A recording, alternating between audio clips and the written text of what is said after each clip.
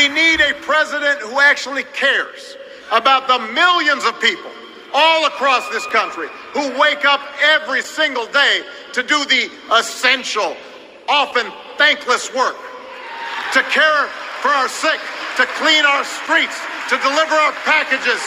We need a president who will stand up for their right to bargain for better wages and working conditions. And Kamala will be that president.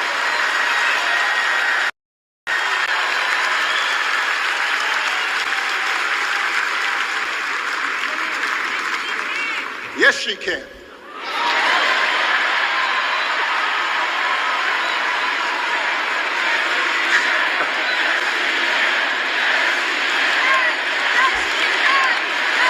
Yes, she can. Let's sit back, relax, and listen to the speech of President Barack Obama as he gave the utmost support that can ever be to the presidential ambition of Kamala Harris. This speech is regarded as the most touching, most heart-moving kind of a speech anyone has ever listened to at the National Convention. This is in Chicago. Let's listen to Barack Obama. I'm feeling fired up.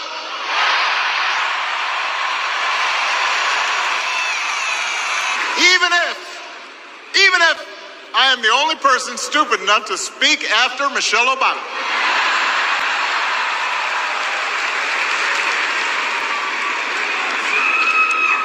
I am feeling hopeful because this convention has always been pretty good to kids with funny names who believe in a country where anything is possible. Because we have a chance. I am feeling hopeful because this convention has always been pretty good to kids with funny names who believe in a country where anything is possible. Because we have a chance to elect someone who has spent her entire life trying to give people the same chances America gave her. Someone who sees you and hears you and will get up every single day and fight for you. The next president of the United States of America, Kamala Harris.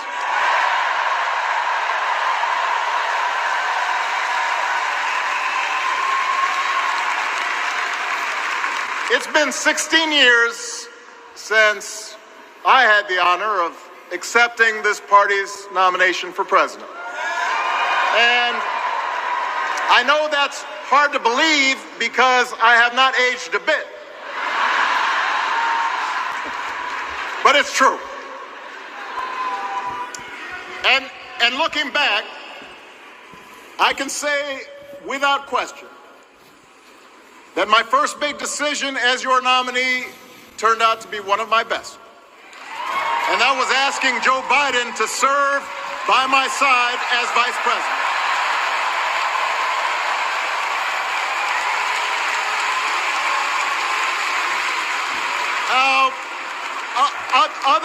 Other than some common Irish blood,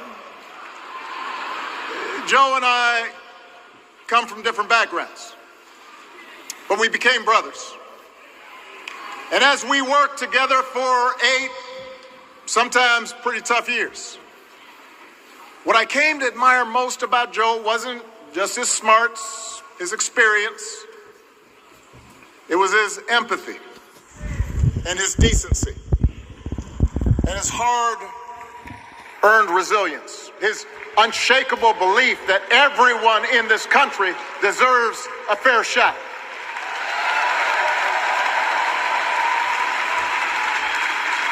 And over the last 4 years, those are the values America has needed most.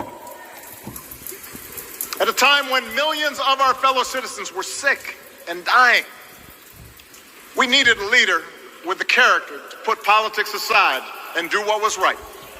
At a time when our economy was reeling We needed a leader with the determination to drive what would become the world's strongest recovery.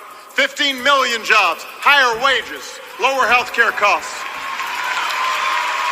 At a time when the other party had turned into a cult of personality, we needed a leader who was steady and brought people together and was selfless enough to do the rarest thing there is in politics, putting his own ambition aside for the sake of the country.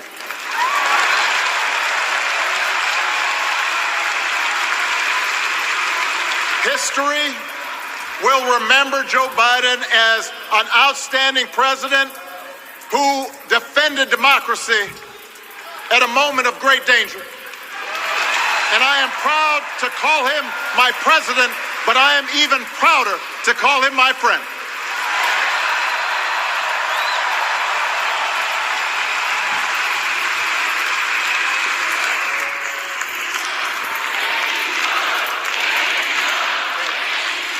Now,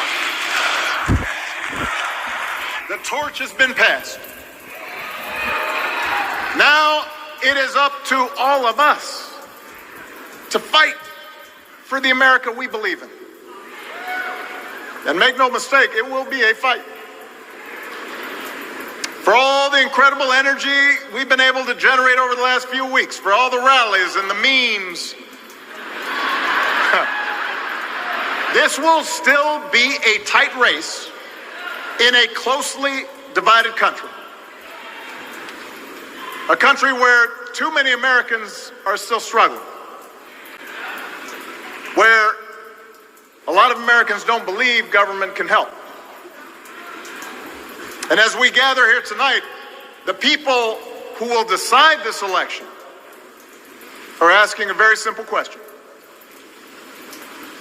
Who will fight for me?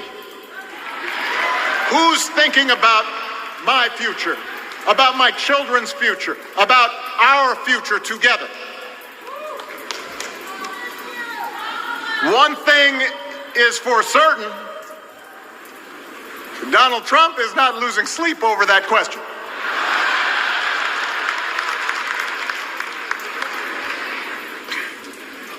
Here's a 78-year-old billionaire who has not stopped whining about his problems since he rode down his golden escalator 9 years ago. It has been a constant stream of gripes and grievances that's actually been getting worse now that he's afraid of losing to Kamala. There's the childish nicknames, the crazy conspiracy theories, this weird obsession with crowd sizes.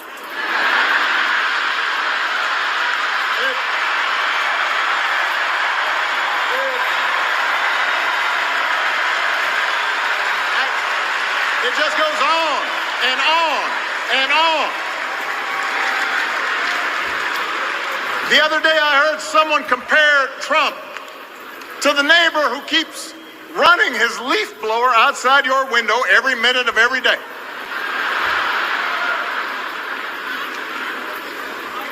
Now, from a neighbor, that's exhausting. From a president, it's just dangerous.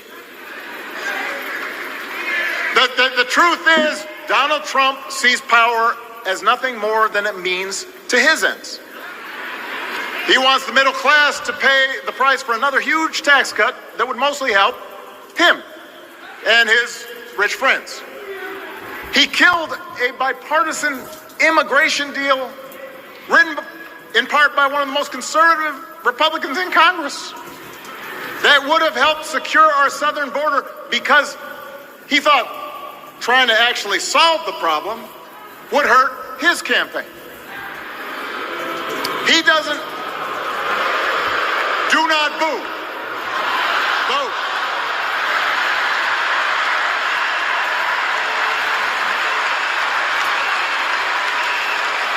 He doesn't seem to care if more women lose their reproductive freedom since it won't affect his life. And most of all, Donald Trump wants us to think that this country is hopelessly divided between us and them, between the real Americans, who of course support him, and the outsiders who don't. And he wants you to think that you'll be richer and safer if you will just give him the power to put those other people back in their place. It is one of the oldest tricks in politics from a guy whose act has, let's face it, gotten pretty stale. We do not need 4 more years of bluster and bumbling and chaos. We have seen that movie before, and we all know that the sequel is usually worse.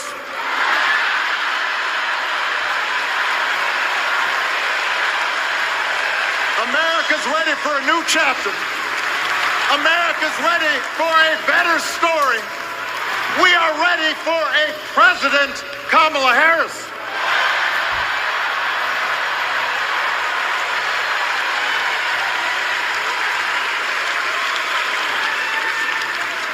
And Kamala Harris is ready for the job. This is a person who has spent her life fighting on behalf of people who need a voice and a champion. As you heard from Michelle, Kamala was not born into privilege. She had to work for what she's got. And she actually cares about what other people are going through. She's not the neighbor running the leaf blower. She's the neighbor rushing over to help when you need a hand. As a prosecutor, Kamala stood up for children who had been victims of sexual abuse. As an attorney general of the most populous state in the country, she fought big banks and for-profit colleges, securing billions of dollars for the people they had scammed. After the home mortgage crisis, she pushed me and my administration hard to make sure homeowners got a fair settlement. Didn't matter that I was a Democrat. Didn't matter that she had knocked on doors for my campaign in Iowa. She was going to fight to get as much relief as possible for the families who deserved it.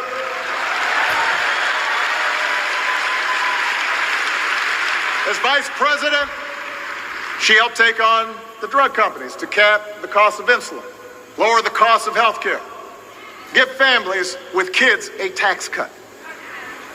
And she is running for president with real plans to lower costs even more and protect Medicare and Medicaid and sign a law to guarantee every woman's right to make her own health care decisions.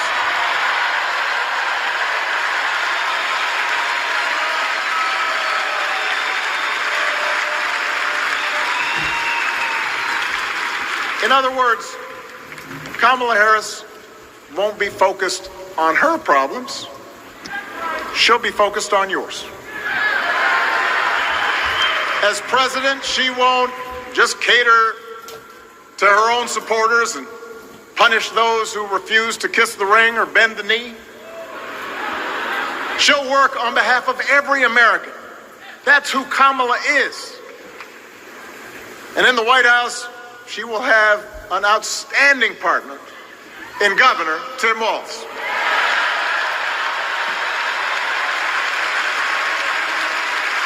Let me tell you something.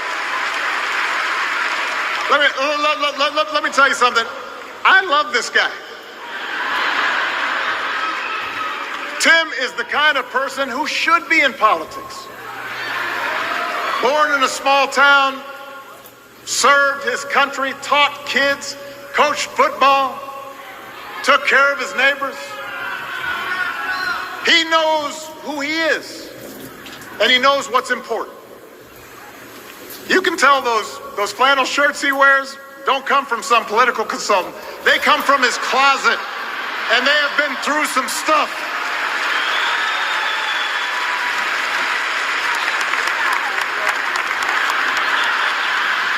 They have been through some stuff.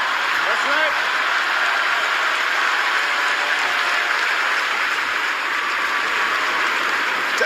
Together, Kamala and Tim have kept faith with America's central story. A story that says we are all created equal.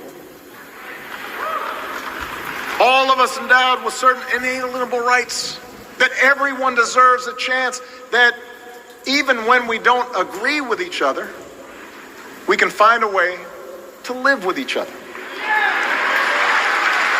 That's Kamala's vision. That's Tim's vision. That's the Democratic Party's vision. And our job over the next 11 weeks is to convince as many people as possible to vote for that vision. Now, it won't be easy.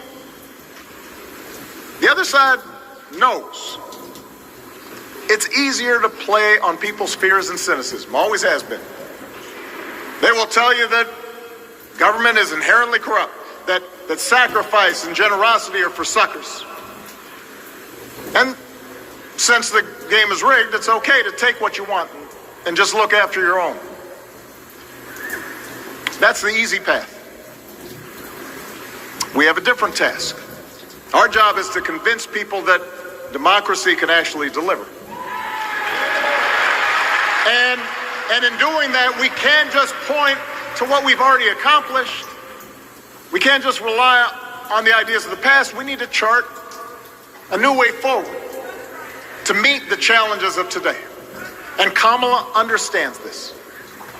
She knows, for example, that if we want to make it easier for more young people to buy a home, we need to build more units and clear away some of the outdated laws and regulations that made it harder to build homes for working people in this country. That is a priority, and she's put out a bold new plan to do just that.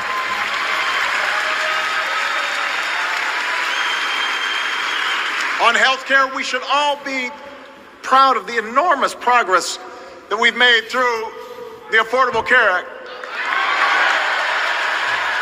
providing millions of people access to affordable coverage, protecting millions more from unscrupulous insurance practices. I noticed, by the way, that since it's become popular, they don't call it Obamacare no more.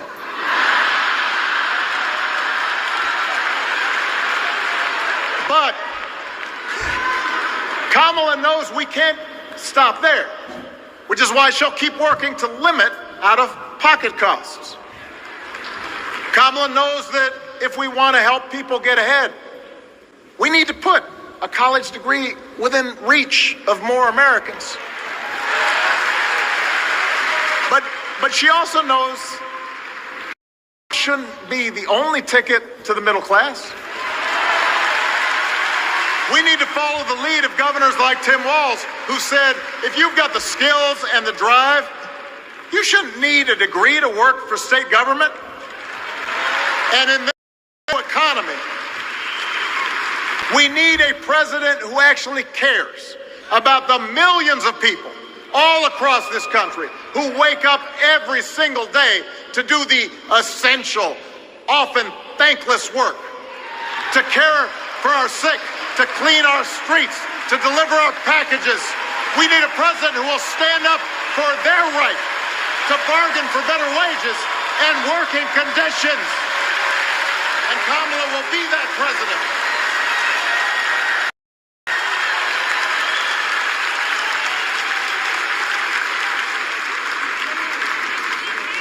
Yes, she can.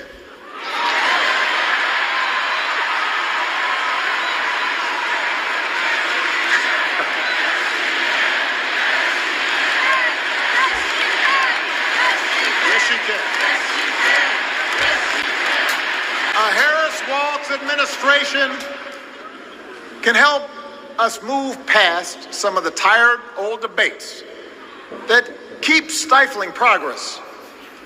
Because at their core, Kamala and Tim understand that when everybody gets a fair shot, we are all better off.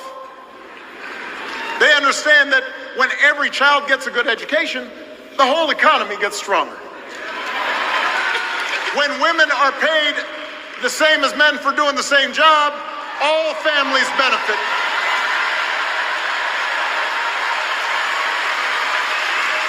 They understand that we can secure our borders without tearing kids away from their parents. Just like we can keep our streets safe while also building trust between law enforcement and the communities they serve and eliminating bias, that will make it better for everybody.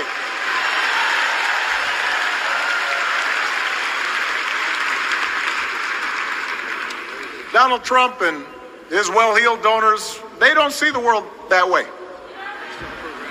For them, one group's gains is necessarily another group's loss. For them, freedom means that the powerful can do pretty much what they please. Whether it's fire workers trying to organize a union, or put poison in our rivers, or avoid paying taxes like everybody else has to do. Well, we have a broader idea of freedom. We believe in the freedom to provide for your family if you're willing to work hard. The freedom to breathe clean air and drink clean water and send your kids to school without worrying if they'll come home. We believe that true freedom gives each of us the right to make decisions about our own life, how we worship, what our family looks like, how many kids we have, who we marry. And we believe that freedom requires us to recognize that other people have the freedom to make choices that are different than ours. That's okay.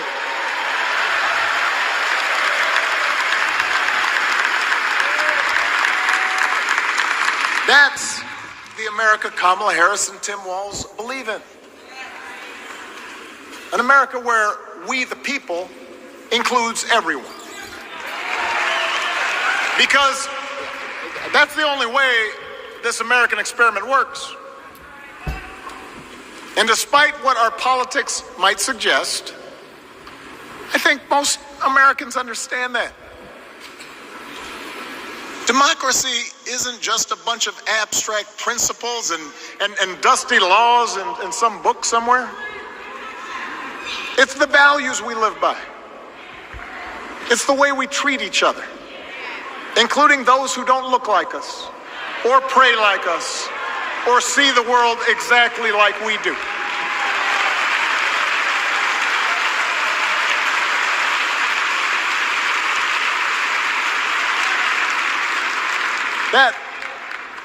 That sense of mutual respect has to be part of our message.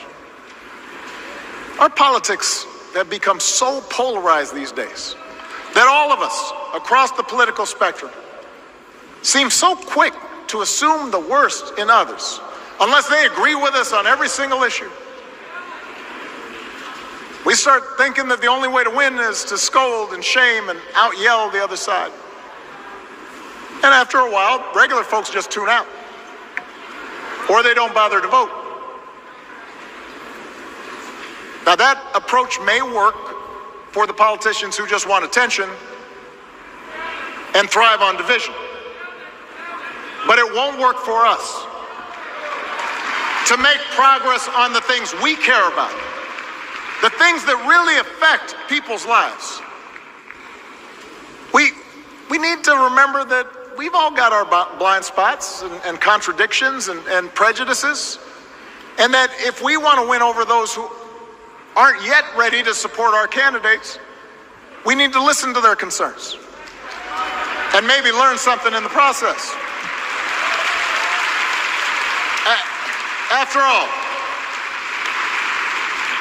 if a parent or grandparent occasionally says something that makes us cringe, we don't automatically assume they're bad people. We recognize that the world is moving fast, that they need time and maybe a little encouragement to catch up. Our fellow citizens deserve the same grace we hope they'll extend to us.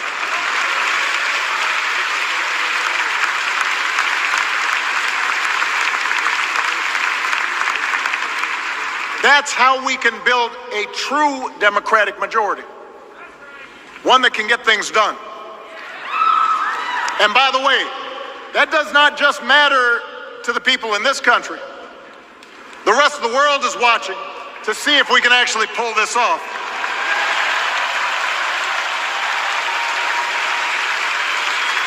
No nation,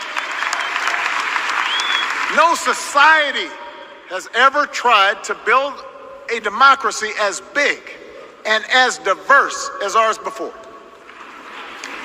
One that includes people that over decades have come from every corner of the globe. One where our allegiances and our community are defined not by race or blood, but by a common creed. And that's why when we uphold our values, the world's a little brighter. When we don't, the world's a little dimmer. And dictators and autocrats feel emboldened. And over time, we become less safe. We shouldn't be the world's policemen, and we can't eradicate every cruelty and injustice in the world. But America can be and must be a force for good. Discouraging conflict, fighting disease, promoting human rights, protecting the planet from climate change, defending freedom, brokering peace. That's what Kamala Harris believes, and so do most Americans.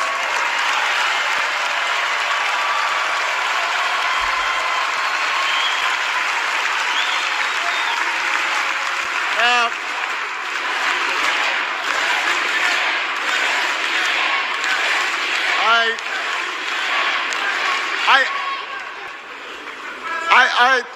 I know these ideas can feel pretty naive right now.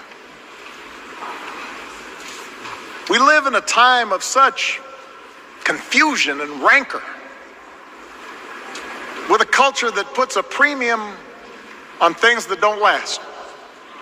Money, fame, status, likes.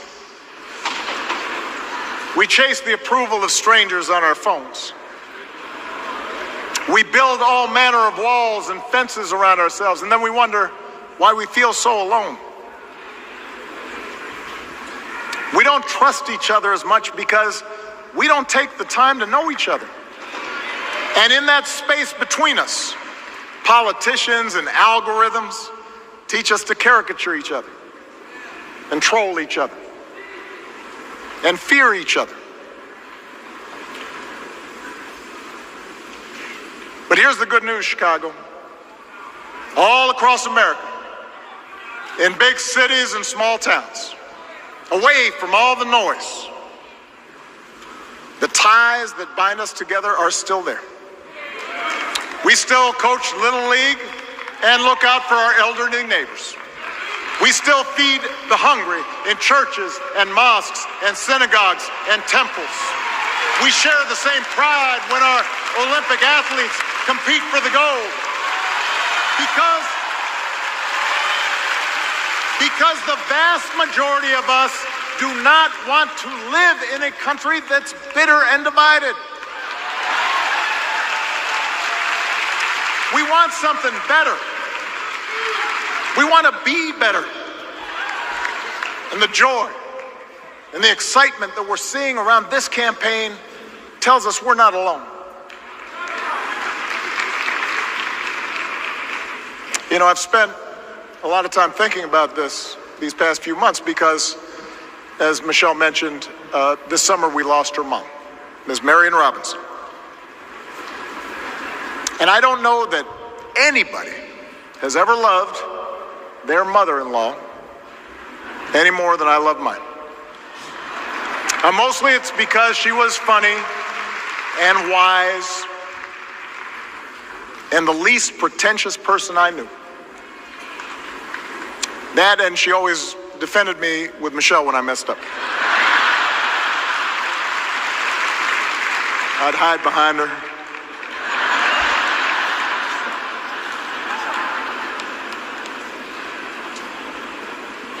But I also think one of the reasons Mary and I became so close was she reminded me of my grandmother, the woman who helped raise me as a child. And on the surface, the two of them did not have a lot in common. One was a black woman from right here, south side of Chicago, right down the way. went to Englewood High School.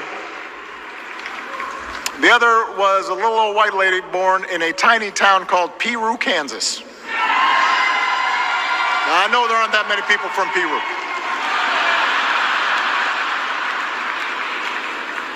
And yet they shared a basic outlook on life. They were strong, smart, resourceful women, full of common sense, who, regardless of the barriers they encountered, and women growing up in the 40s and 50s and 60s, they encountered barriers. They still went about their business without fuss or complaint and provided an unshakable foundation of love for their children and their grandchildren. In that sense, they both represented an entire generation of working people who, through war and depression, discrimination and limited opportunity, helped build this country. A lot of them toiled every day at jobs that were often too small for them and didn't pay a lot. They willingly went without just to keep a roof over their families' heads, just to give their children something better. But they knew what was true. They knew what mattered. Things like honesty and integrity, kindness and hard work. They weren't impressed with braggarts or bullies. They didn't think putting other people down lifted you up or made you strong. They didn't spend a lot of time obsessing about what they didn't have. Instead, they appreciated what they did. They found pleasure in simple things. A card game with friends, a good meal, and laughter around the kitchen table. Helping others. And most of all, seeing their children do things and go places that they would have never imagined for themselves.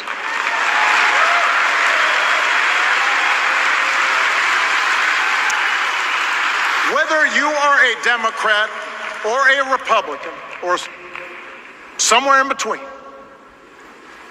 we have all had people like that in our lives. People like Kamala's parents, who crossed oceans because they believed in the promise of America. People like Tim's parents, who taught him about the importance of service. Good, hard-working people who weren't famous or powerful, but who managed in countless ways to leave this country just a little bit better than they found it. As much as any policy or program, I believe that's what we yearn for. A return to an America where we work together and look out for each other. A restoration of what Lincoln called, on the eve of Civil War, our bonds of affection. An America that taps what he called the better angels of our nature. That is what this election is about. And I believe that's why if we each do our part over the next 77 days, if we knock on doors, if we make phone calls, if we talk to our friends, if we listen to our neighbors, if we work like we've never worked before, if we hold firm to our convictions, we will elect Kamala Harris as the next president of the United States, and Tim Walz as the next vice president of the United States. We will elect leaders up and down the ballot. America we believe. For the hopeful, forward-looking America we all believe in, and together we too will build a country that is more secure and more just more equal, and more free. So let's get to work. God bless you. And God bless the United I States. hope you enjoyed listening to this great speech. Thank you for watching.